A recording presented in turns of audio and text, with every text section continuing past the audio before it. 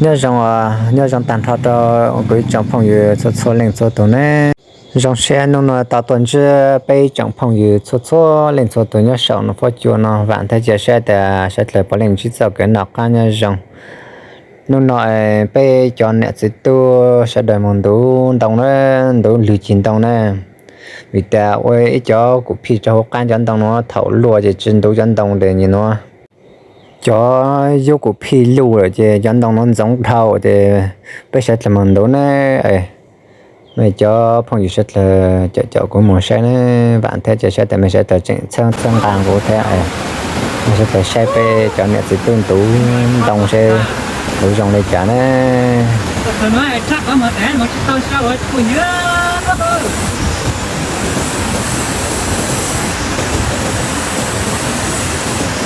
hôm nay đặt cái con đi bác sĩ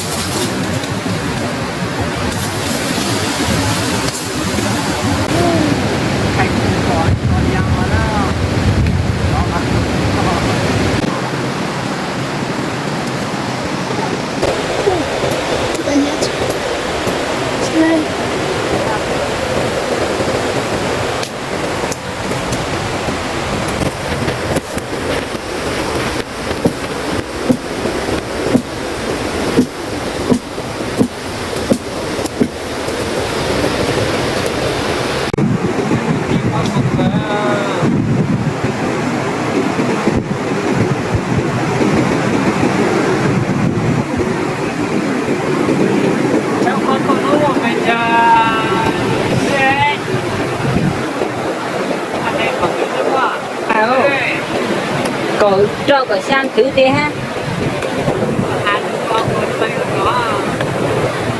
cứ cho cái sang thứ thế sao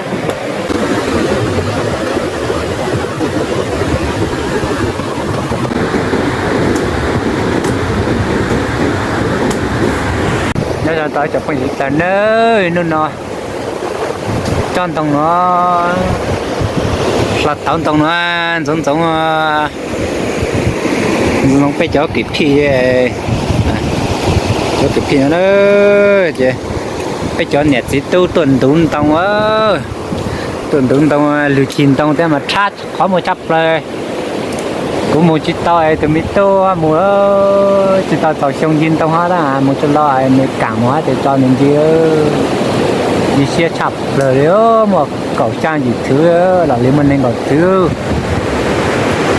không muốn là mà chưa hà đâu đó tên check rồi để thấy cái tin tàng rồi có thôn là hả ơi còn trai đi nó đó check rồi nó chỉ mua là trên tủ là giống khi giúp cái khi cười hơn đủ là check có một chập rồi chập không nhớ nó nơi tụi mình nhuận xài ra có một cậu trâu sông hơn á tụi sông thì là cậu trâu sông hơn á mình tính trong sọ tôi sông ơ ô trâu có trâu sao có lên trâu rất trâu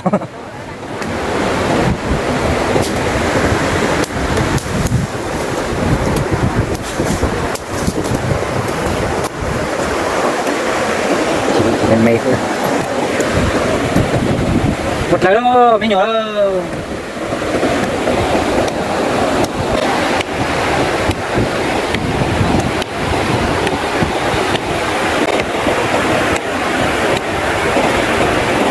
không lâu mà trên tông mà giá còn tiền mà nó phải chạy mua chứ phải hai giống tiền mà đi tàu xét cỡ cho nó trên tông tôi nàn chúa tôi trâu đây mà đi xét cỡ nó để xin nó mà chắc không chặt là chúng mà chết mà chết sáng mà tụi mình quả ăn đây một xe chắc không có đây cho con dư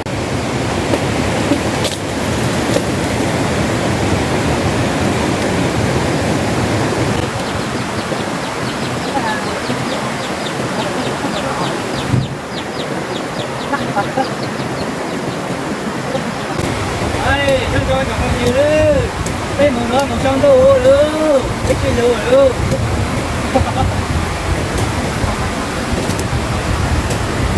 Thấy không? Cái một nữa, sẽ chẳng có nữa.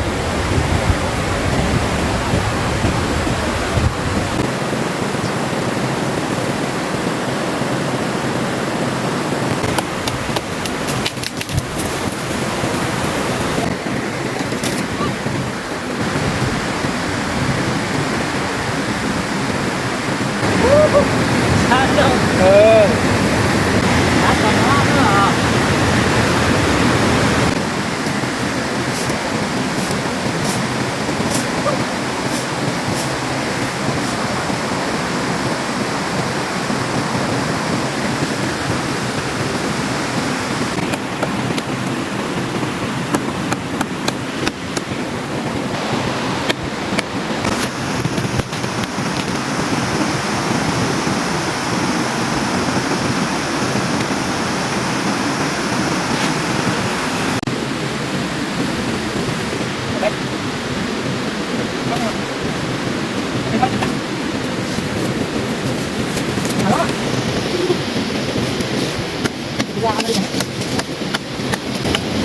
Thấy nhá sao thấy mát mẻ cái chiếc cùi à.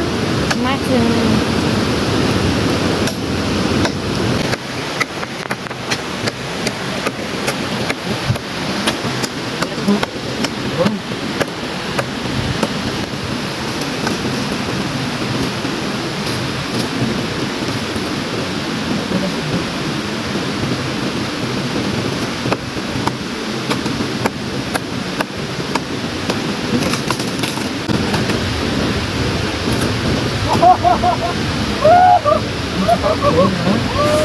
Cho này. Đây à. Cho nha. Nó không được được. Nó cái cái. Đây. Đúng rồi. Ê, cái này không con này. Nó cứ thế à.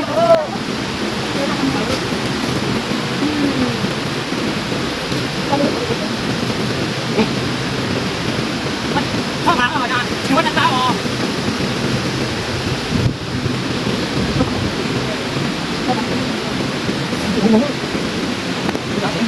Ơi, tụi nó đây nóจะไปอยู่หน้าที่ใช้ตัวเอ้ยมันต้องมาใช้ขับเลยแต่ถ้ามันรักก็ละจุกขึ้นตัวมันต้องเจ้ามันใช้จับเลย